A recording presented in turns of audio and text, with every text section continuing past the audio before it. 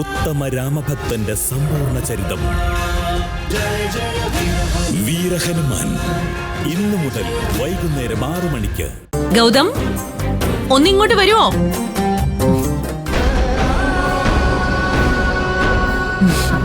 വാ ഗൗതം, നിന്നോടൊരു കാര്യം പറയാനുണ്ട്.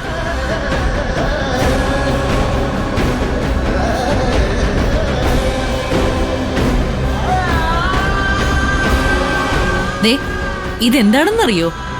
ഇതുവരെയുള്ള നിന്റെ കരിയർ തന്നെ മാറ്റിമറിക്കാൻ പോകുന്നതാണിത്. എന്താ ഇത്? തൽക്കാലം നീ അതറിയേണ്ട ആവശ്യമില്ല. ഇത് എനിക്കും എന്റെ മോനും ഇടയിലുള്ള കാര്യമാണ്.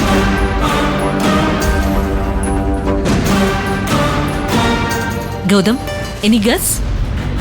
ഊഹിച്ച് പറയാൻ പറ്റുമോ നിനക്കിതെന്താണെന്ന്? നോക്ക്, അതിനൊന്നും ഇപ്പൊ എനിക്ക് സമയമില്ല.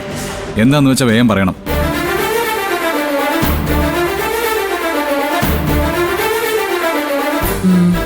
ഓക്കെ, ഞാൻ തന്നെ പറഞ്ഞേക്കാം. ഇത് എന്റെ പേരിലുള്ള എല്ലാ ബിസിനസ്സുകളും നിന്റെ പേരിലേക്ക് മാറ്റി നിന്നെ ആ കമ്പനികളുടെ ചെയർമാൻ ആക്കിക്കൊണ്ടുള്ള ഓർഡേഴ്സാ. ഓ,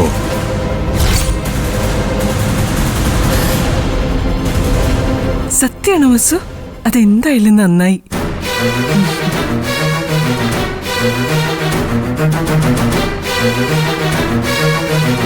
എന്തുപറ്റി ഗൗതം, ഒരു സന്തോഷമില്ലാത്തതുപോലെ? ഞാൻ പറഞ്ഞത് നിനക്ക് മനസ്സിലായില്ലേ? ഞാൻ ഇന്ന് വരെ സമ്പാദിച്ച എല്ലാ സ്വത്തുക്കളുടെയും അവകാശി ഇനി മുതൽ നീ മാത്രമായിരിക്കും.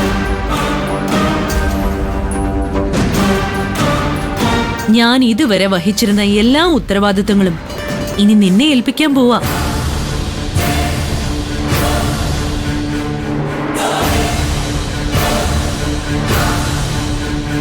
ഇനി മുതൽ നീ ആയിരിക്കും നമ്മുടെ കമ്പനിയുടെ ചെയർമാൻ. ഗൗതം, ഇത് വല്ലാത്തൊരു സർപ്രൈസ് ആയി പോയല്ലോ. ഞാൻ ഈ പോസ്റ്റ് ഇപ്പൊ നിനക്ക് തരുന്ന എന്തിനാണെന്നറിയാമോ? നീ അനാഥനാണെന്നറിഞ്ഞപ്പോ നിനക്കെതിരെ സംസാരിക്കാൻ ഓഫീസിൽ ഒരാളുടെയെങ്കിലും നാവ് ഉയർന്നിട്ടുണ്ടെങ്കിൽ ഇത് അതിനുള്ള മറുപടിയാണ് ഗൗതം.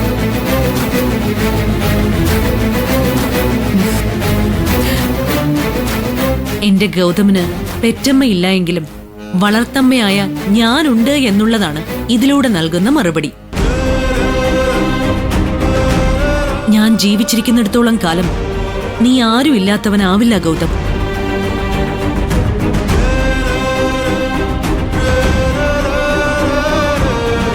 ഇനി മുതൽ വസുന്ധര ഇൻഡസ്ട്രീസ് ഉൾപ്പെടെ എല്ലാം നിനക്ക് സ്വന്തമാണ്. നീ സമൂഹത്തിൽ തലയുയർത്തി നിൽക്കണം. അതിനുവേണ്ടിയാ ഇങ്ങനെയൊരു തീരുമാനം എടുത്തിരിക്കുന്നത്.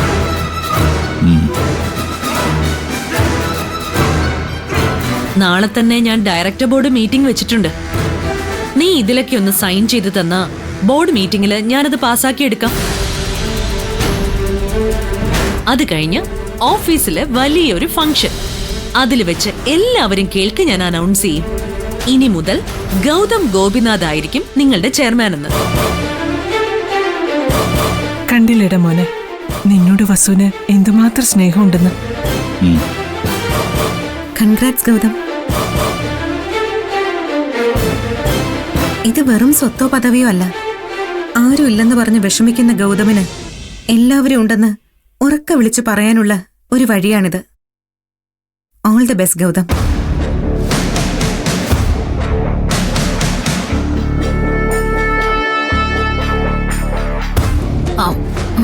അപ്പോ നാളത്തോടെ ഗൗതം ആന്റിയുടെ കമ്പനിയുടെ എല്ലാം ചെയർമാനായിട്ട് മാറുമല്ലേ?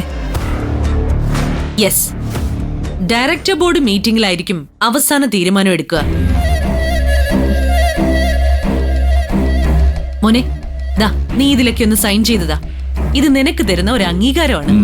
എന്നെ അംഗീകരിക്കണമെങ്കിൽ ഇങ്ങനെ കടലാസുകളുടെ പിൻബലം വേണമല്ലേ?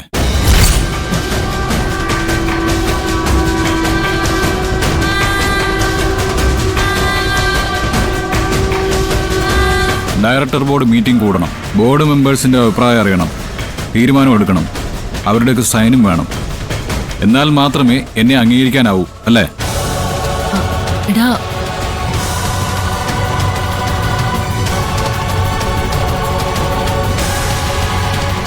അല്ല, ഗൗതം പറഞ്ഞതും ശരിയാണ്.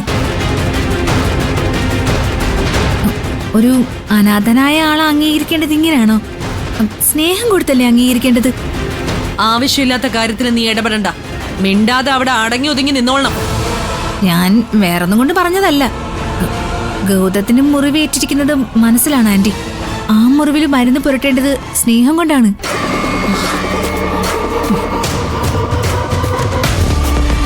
ഇതൊക്കെ പണത്തിന്റെ സ്വത്തിന്റെ കണക്ക് വെച്ച് ഗൗതമിനെ അളക്കുന്നത് പോലെ എനിക്ക് ഫീൽ ചെയ്യുന്നത്. ഞാൻ അതുകൊണ്ട് പറഞ്ഞതേ ഉള്ളൂ. നിനക്ക് ബുദ്ധിയോ വിവരമോ എന്തെങ്കിലും ഉണ്ടോ? അനവസരത്തിൽ ഓരോന്ന് എഴുന്നള്ളിച്ചോണ്ട് വന്നോളും. ഇനി നീ നാവെടുത്താ എന്റെ കയ്യിൽ നിന്ന് നല്ലത് വാങ്ങുവേ, അത് ഉറപ്പാ ശിവാനി.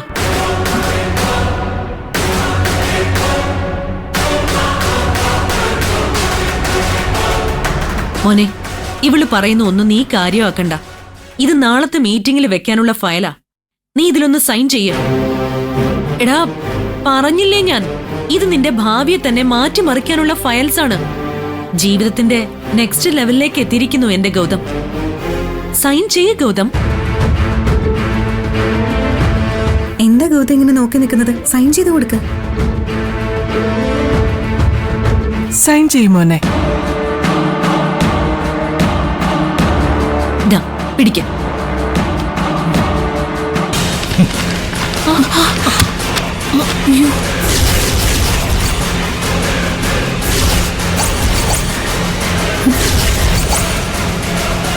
എനിക്കൊരു ചെയർമാൻ പോസ്റ്റും വേണ്ട.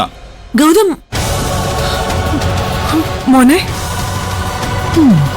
ഇത് ട്വിസ്റ്റ്. സ്വത്തും പദവിയും ഒന്നും എനിക്ക് ആവശ്യമില്ല. മോനെ, നീ എന്താടാ ഇങ്ങനെയൊക്കെ പറയുന്നേ? എടാ, നിന്റെ നല്ലതിന് വേണ്ടിയല്ലേ ഞാൻ ഇതൊക്കെ ചെയ്യുന്നത്. എനിക്ക് നല്ലത് ചെയ്യാൻ നിങ്ങൾ എന്റെ ആരാ?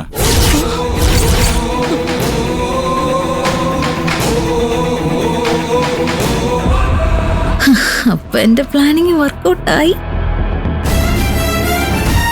ഗൗതം, ഇതെന്താ എന്താ ഇങ്ങനെയൊക്കെ സംസാരിക്കുന്നത്? മോശമാണ് കേട്ടോ. ഒന്നും അറിയാതെയല്ല ഞാൻ ഈ പറഞ്ഞതൊന്നും. അതുകൊണ്ട് തന്നെ നീ ഇനി മിണ്ടരുത്, മനസ്സിലായോ? എല്ലാം എനിക്ക് മനസ്സിലാവുന്നുണ്ട്. സ്വത്തും പദവിയും എല്ലാം സ്വന്തം കസ്റ്റഡി തന്നെ വെച്ചിരുന്നാ മതി. വെറുതെ എന്റെ മുന്നിൽ വന്ന് ഷോ കാണിക്കണ്ട കേട്ടോ.